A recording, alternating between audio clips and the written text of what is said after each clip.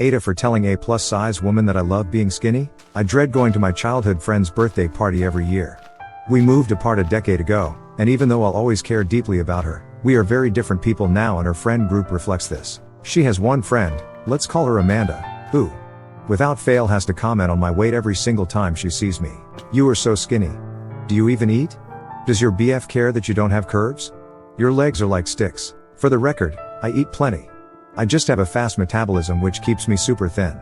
I keep a strong face when Amanda says these things to me, but truthfully she's touching on my worst insecurities, and it makes me dread going to these parties every year.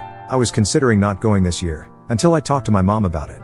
My mom had, what I thought was, a great idea on how to deal with Amanda. She suggested I pretend she's giving me a compliment. My mom told me, if Amanda says you are so skinny, just smile and say, thanks. I love being skinny. And if she looks disappointed at your response, you'll have proven she was trying to insult you. I thought this was great advice. However, something I'd failed to mention to my mom was that Amanda was overweight. I didn't realize this meant I was entering potential a-hole territory. Anyway, the dreaded birthday party day comes. And of course, no surprise, Amanda immediately looks at my arms and comments how tiny they are. I ignored this comment. Then later on in the day, we were standing in a group together and she was eyeing me up and down. She chuckled to herself and says, "God, you're so skinny." And I thought, okay, here it is. Here is my moment. I turned to her, smiled and said, "Thanks. I love being skinny."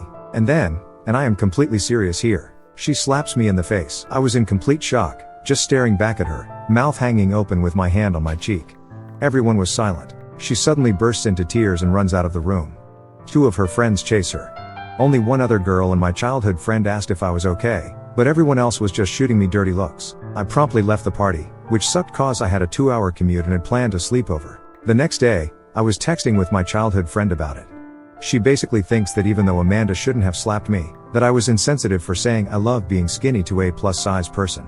I argued that Amanda has been consistently insensitive to me every party.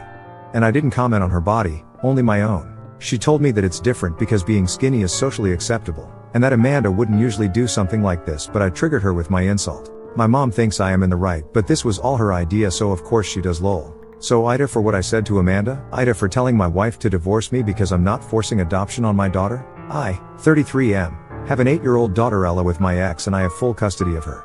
I'm married to Laura, 30F, and we have 2 kids together. Ella's mom is a train wreck, alcohol, drugs, multiple arrests and a lot of personal issues. She has not seen Ella for around a year now. She did have supervised visits ordered by the court, but she didn't always make those due to hospitalizations, arrests and such. I've been dating Laura since Ella was 2. So she's very familiar with Laura. But she doesn't call her mom, and she still loves her mom and wishes her mom would get better and be a real mom to her. I have her in therapy to help her process everything. Laura knew how things were when we started dating and she knew how it was when we got married. I always made it clear that my priority was Ella's safety, health and happiness, and I told her I understood if it got to be too much and she didn't want to commit. But she said she was on board for it all. Only now she's tired of my ex reappearing every so often and she wants to adopt Ella so my ex can't have any access ever again. She does love Ella and sees her as hers just as much as mine. But the main reason she's being so forceful is severing my ex's rights would get her out of the picture until Ella's 18 and chooses to look for her mom on her own. Laura says this is what's best for her and for all of us. But Ella doesn't want to be adopted by Laura. Even if her mom never gets better, she doesn't want to be adopted. I respect this and I won't force it. But Laura isn't happy. She said we have the other 2 kids to think of as well and how Ella might pull away from us if her mom causes more trouble in the future. She might choose her over us. I said that could happen even if she adopts her. And I said it will definitely happen if we force this. Laura and I have discussed this numerous times now and she told me she doesn't see our marriage surviving if I won't talk Ella around or let her do it, or get a therapist who will. She said she will not keep being just the stepmom when Ella's mom won't put her first, while she has been and doesn't get the benefit of legal stability of adoption. She said I only had 2 options and needed to decide which I wanted.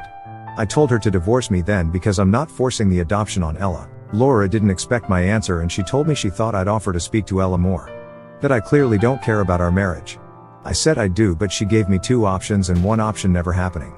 And I can't control if she divorces me for it. AITAH?